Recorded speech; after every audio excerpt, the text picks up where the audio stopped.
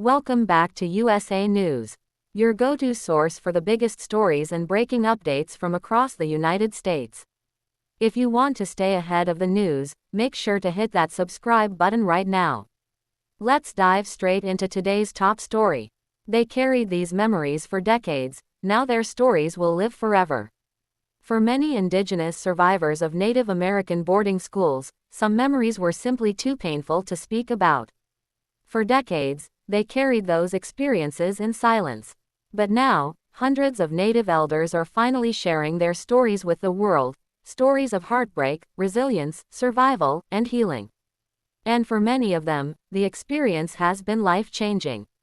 A historic oral history project led by the National Native American Boarding School Healing Coalition is coming to a close in Tulsa, Oklahoma. Over the past several years, historians have traveled across the country collecting video testimonies from Indigenous boarding school survivors. So far, more than 360 survivors from 19 states have participated. Their stories will be preserved in the Library of Congress, ensuring future generations will never forget what happened. The testimonies are deeply emotional. Some survivors cried while recounting painful childhood memories. Others laughed through tears, finding strength in shared experiences. Many spoke publicly for the first time about events they had kept hidden for most of their lives. One of those survivors is Iona Mad Plume, a member of the Blackfeet Nation from Montana.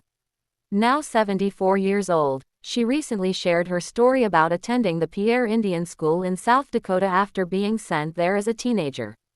The memories were vivid and painful. She remembered being separated from her family, watching a dusty blue Greyhound bus pull away while her parents stood beside their red pickup truck. She remembered being struck by school staff and enduring harsh treatment inside the dormitories. She even recalled meals contaminated with bugs.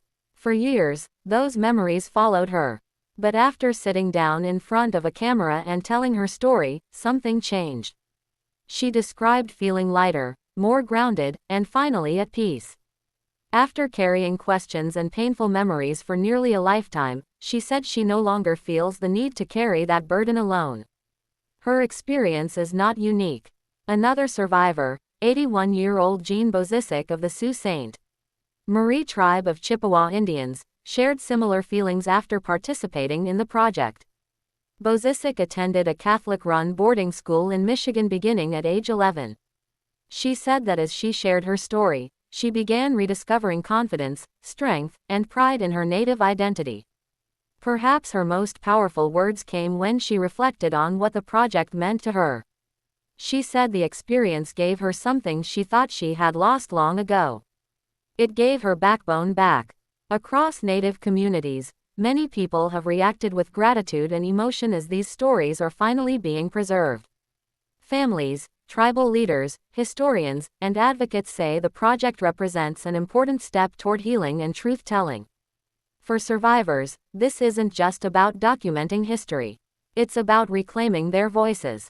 It's about honoring those who never had the opportunity to tell their stories.